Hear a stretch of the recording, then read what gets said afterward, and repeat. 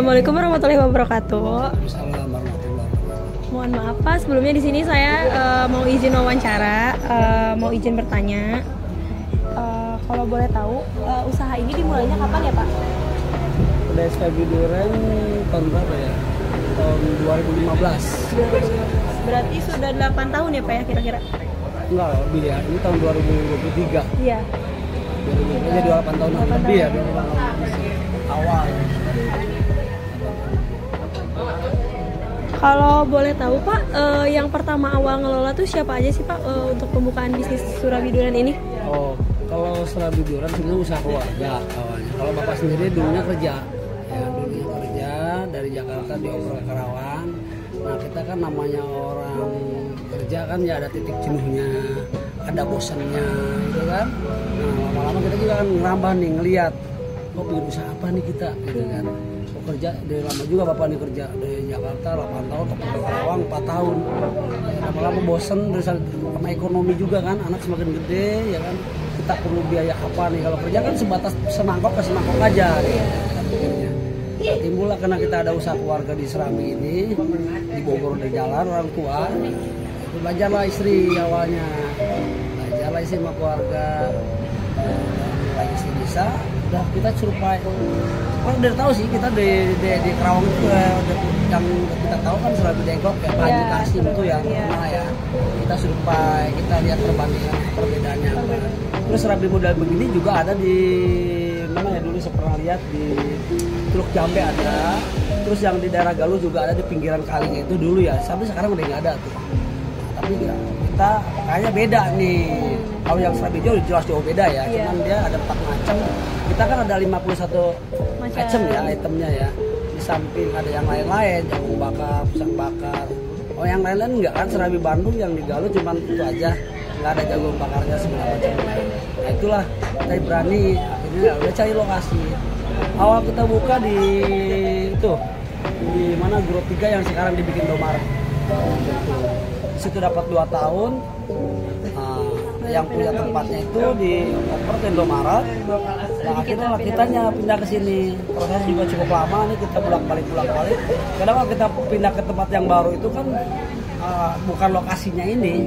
Mau nggak mau kita kan harus cari pemasarannya dari lagi. Ya kan? Makanya dari sana dapat 2 tahun, kita lah ke sini. Gitu. Ya sampai sekarang alhamdulillah. Oke Pak, terima kasih ya Pak infonya. Ya.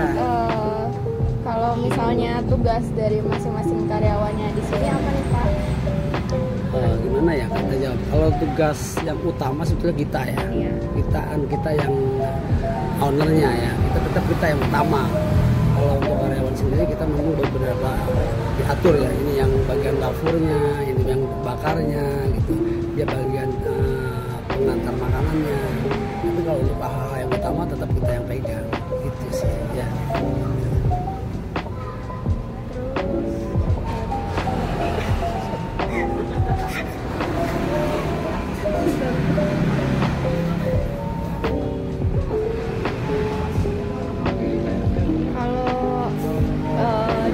Ada visi misinya nggak Pak?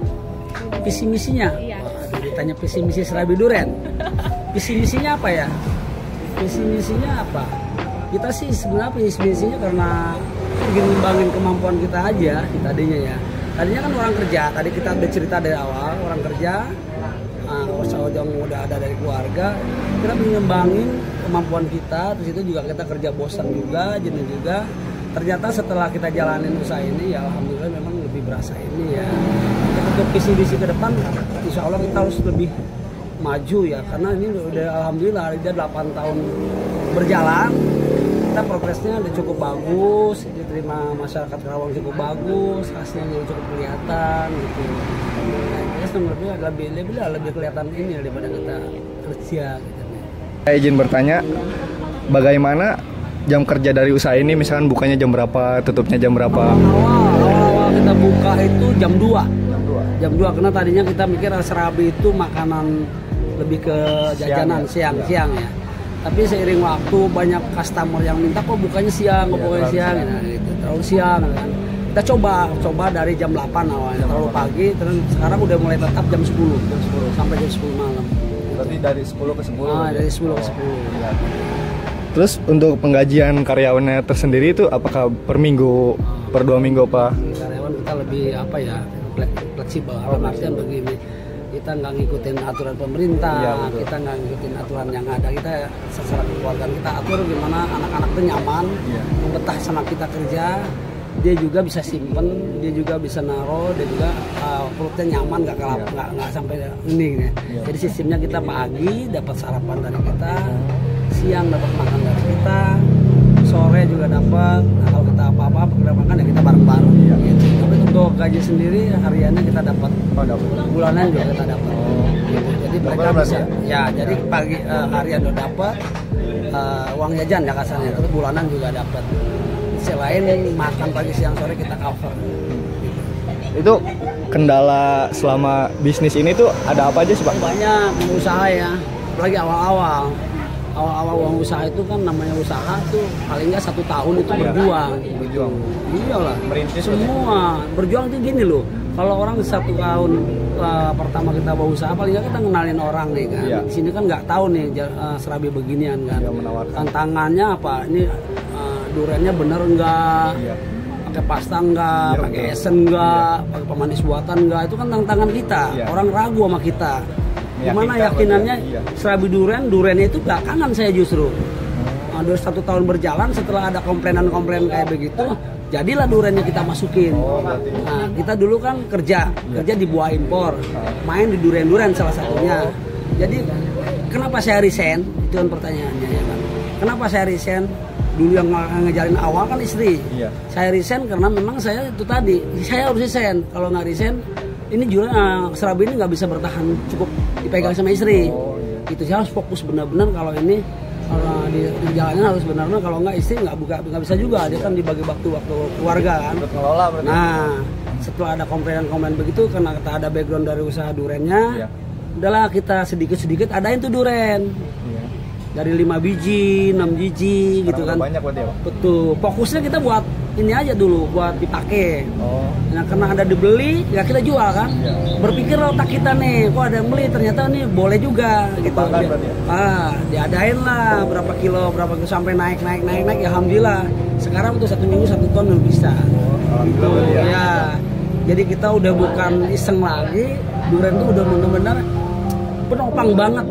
Jadi ikonnya serabi, tapi kalau nggak ada duren nggak begitu jalan juga. Omsetnya terbawa dengan duren. Jadi saling mengisi gitu.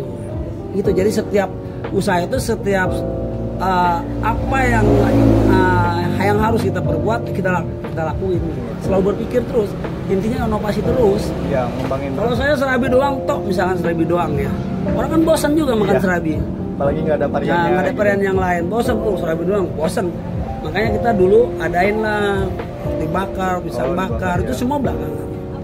Apalagi ini belakangan semua nih. Itu saya inovasi, ada yang nanya, oh iya ini apa ini gitu. Ya, intinya gitu. Jadi ngembangin sama supaya omset kita itu nggak terbantu dengan serabi. Bukan ada bosnya. Iya betul. Terima kasih Pak. Jenis produknya Pak, apa saja produk yang ditawarkan di sini? Oh iya. Tadi sebagian dari cerita masih ada tadi ya. Nah, awalnya serabi tok. Nah, serabi durian doang awal buka ya. Terus semakin kita berpikir tadi ada tambahannya, ada roti bakar, pisang bakar segala macam itu supaya orang nggak jenuh dengan serabi aja kan orang lama-lama kan. Nah, jadilah itu ada tambahan-tambahan produk yang lain ya kan. Kalau yang lihat dulu di daftar menu serabinya kan udah 50-an lebih ya. Itu ada pisang bakar, roti bakar, colenek segala macam itu ngikutin yang bontot terakhir ya ini pancake. Durian itu termasuk yang ketiga. Setelah itu ada baru duriannya, setelah banyak orang ragu sama kita yang tadi kita cerita juga masih ada ini pakai esen gak manis buatan gak, jadi kita coba buat yakin orang apa kita adain duriannya. Nah itu supaya orang lebih yakin ternyata durian juga luar biasa membantu penjualan serabi. Terus majulah ke pancake segala macam supaya orang lebih banyak pilihan.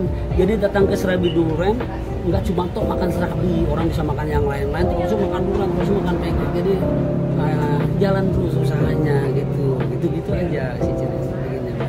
Untuk inovasi Pak, dari tahun ke tahun itu inovasinya terus berlanjut ya Pak? Jadi salah satunya itu tadi inovasinya kita berusaha supaya timbulkan jajanan-jajanan yang lain.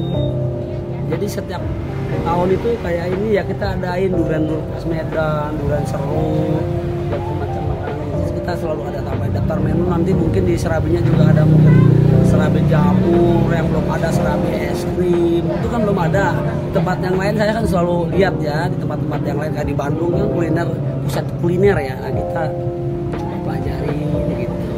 Tapi nanti next ada surabi jamur, ada apa lagi tuh Pak? Es krim.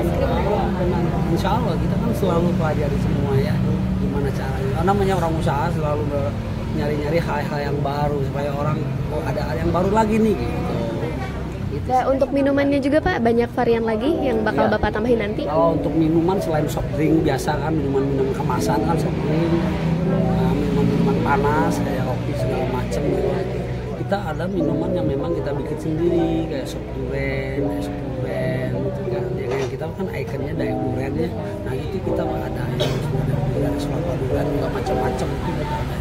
Komplit lah pokoknya minumnya orang yang ada yang nggak ada kita usahain ada gitu. Terima kasih Pak. Kalau di sini apa produk unggulannya tuh apa? Produk unggulan, ini kan namanya kedai serabi durian. Yang unggulan untuk itu ya serabi durian unggulannya ya. Tapi yang sekarang ya unggulannya selain serabi durian ya duriannya. Tuh kan banyak banget tadi udah cerita juga sama rekan-rekannya itu banyak banget kita ya. Serabi durian itu nama ikonnya. Di sini kan jajanannya ada yang lain-lain tadi ya. Ada yang pisang bakar, roti bakar, colenak, internetan ya. Terus ada lagi ada pancake itu inovasi kita tuh setiap ini kita pikirin supaya ada hal-hal yang baru di serabi durian jadi orang nggak bosan gitu. Jadi alhamdulillah jadi orang cuma nggak nyari durian serabi durian aja, orang bisa makan yang lain, minum yang lain, makan duriannya juga gitu supaya kita dagangnya senang-senang, pelanggan kita nggak lari kemana-mana. Kalau untuk kualitas produknya sendiri bagaimana ya Pak? Ya itu dia, kalau kita kualitas produknya makanya kita usahakan tuh duriannya benar-benar durian ya, nggak pakai ada tuh nggak pakai tangan orang. Jadi durian kita pakai sendiri kita pakai sendiri. Yang utamanya kita duriannya itu. Kalau serabinya kan netral ya, dia bisa masuk kemana aja. Karena ada 51 macam. Cuman itu tadi yang utamanya kita duriannya kita pertahanin. Memang ikonnya duriannya itu serabi durian, ikan duriannya itu yang kita pertahanin. Jadi nggak asal kita beli di luar, ngolah orang lain kita nggak tahu ngolahnya bagaimana. Kalau kita sendiri yang ngolah kan kita jadi tahu. Durian kita jual, kita pakai sendiri. Ya. Berarti durian sama sorabinya itu ya yang unggul ya Pak? Duriannya mas Nabi. Terima kasih Pak. Bagaimana tahapan dalam proses pembuatan produk? Oh gitu. Dalam pembuatan produk ya. Sebetulnya itu sedikit teknik ke rahasia kita. Tapi gini ya, tahapan produknya itu sebetulnya kita yang ngejalanin. Kalau untuk itu sendiri, pegawai sendiri dia cuma bakar. Kalau ngadon semua kita. Jadi nggak semua hal-hal yang teknis banget karyawan yang ngerjain. Tahapan produksinya memang yang intinya kita yang pegang. Karyawan sendiri paling bagi saya yang bakar atau yang bumbuin Terus yang lain-lain bisa roti bakar bisa makan, dia cuma nyajin aja. Yang utamanya yang benar-benar kita ngolahnya gitu kita sama keluarga istri gitu. Ya kita apanya sih? Ya itu aja sebetulnya. Proses-proses yang lain sih bikin ngadon apa semua kita yang ngejalanin. Ya, bahan-bahannya ada semua di supermarket, cuman semua yang ngerjainnya kita. Cuma kalau untuk karyawan sendiri cuma dia dalam proses pembuatannya aja, proses pengolahannya, pengadonannya kita, adonannya gitu ya, kita yang sendiri ya Pak. Ya. Selanjutnya, berapa harga yang ditawarkan dari produk ini? Kalau harga batas minim itu kan ada ya 8.000 sampai 13.000 atau 15.000 tertinggi, bisa dilihat di daftar menu. Ya itu ada jelas banget. Si Ade boleh lihat di daftar menu. Dari terendah sampai tertingginya 15.000 masalah. Cukup banyak itu, banyak banget ya. Harganya terjangkau ya Pak ya? Terjangkau lah ya, dibanding harga di mana di apa tuh yang model-model fast food kan lebih tinggi ya, belum segala macam ya. Kalau untuk fasilitas ini udah nyaman lah ya. Terima kasih Pak. Kan ini tokonya offline ya Pak ya? Ya. Sebenarnya ada nggak sih Pak Instagram atau Oh ada. TikTok? Justru kita offline itu di tahun 2 tahun pertama offline. Nah, tahun ketiga pas COVID pertama kita udah mau online gitu. Kalau kita nggak ikutin online ya habis lah kita gitu. Jadi di tahun pertama adanya COVID barulah kita berpikir online-nya. Kalau kita offline terus ya tinggalan kita, malah ke COD-nya juga udah jalan gitu. Kalau misalkan kenapa sih Pak milih lokasinya tuh di sini gitu? Nah kita kan sasarannya nih kedai Serabi ya. Serabi kalau kita ditaruh yang di tempat strategis banget, protokol kayaknya nggak begitu masuk. Kita sih berpikir malah kalangan menengah ke bawah gitu. Tapi sekarang udah coba-cobanya begitu, udah bisa sih kalau ada rezeki kita mau tempat yang lokasi kayak orang-orang lah, ada rezeki di Galungmas atau apa gitu. Itu kan modal cukup gede nih. Kita kan namanya usaha kecil ya, UMKM, kita udah bermodalkan apa adanya ya. Alhamdulillah ini mensyukuri dulu. Insya Allah doain, saya udah ada cabang juga di UP. Insya Allah bisa nyampe sana seperti kayak orang-orang. Kalau kita kan usaha kecil menengah mikro ya udah segini mensyukuri dari kecil-kecilan sekarang udah segini adanya, udah ada cabang juga ya. Rencananya kira-kira tahun depannya lagi mau Ya, buka kalau cabang berapa? sudah di UBP ya, di 2 tahun berjalan. Insya Allah memang kalau kayak orang itu belum ya, jangan udah kayak juga di satu tempat lokasi yang kita masuk enggak strategis itu enggak gampang juga. Kita harus perhatikan. Kalau untuk omsetnya Pak tiap tahun biasanya dapat berapa ya? Alhamdulillah kalau omset nominal itu kalau kita kan ini ada beberapa ya. Kalau serabi kita pakai sistem jadi pada majo apa kasih apa. Ya kalau minimal ya minimal 5 kilo atau 2 juta dimasuk. Kalau untuk durian segala macam ya duriannya bisa 5 juta, 10 juta. Itu per hari? Iya. Alhamdulillah sih kalau kita untuk nominal mah relatif ya dalam usaha. Kalau nggak ada durian juga omset menurun. Itu kan terpengaruh juga. Ya, ada durian kita naik lagi. Weekend hari libur naik lagi. Jadi kita nggak bisa ini. Nah, batas minimnya kita juga ada target pasti. Batas untuk penjualan serabi batas minimalnya harus segini. Gitu. Kalau untuk serabi itu saya targetnya minimal harus 1,5. Kalau dari itu kita nggak ketutup untuk ini. Kalau untuk yang lainnya ya ada durian itu dia naik. Kan kemarin tuh 2 tahun ya Pak sempet pandemi Pak. Ya. Bapak ngerasain nggak sih omset turun?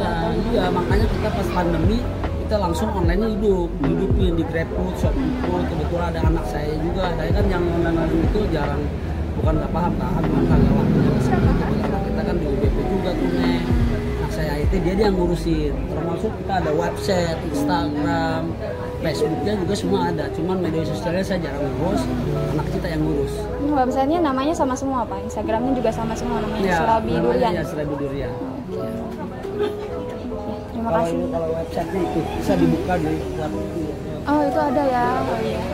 Terima kasih Bapak. Pertanyaan terakhir ya Pak ya. Cause I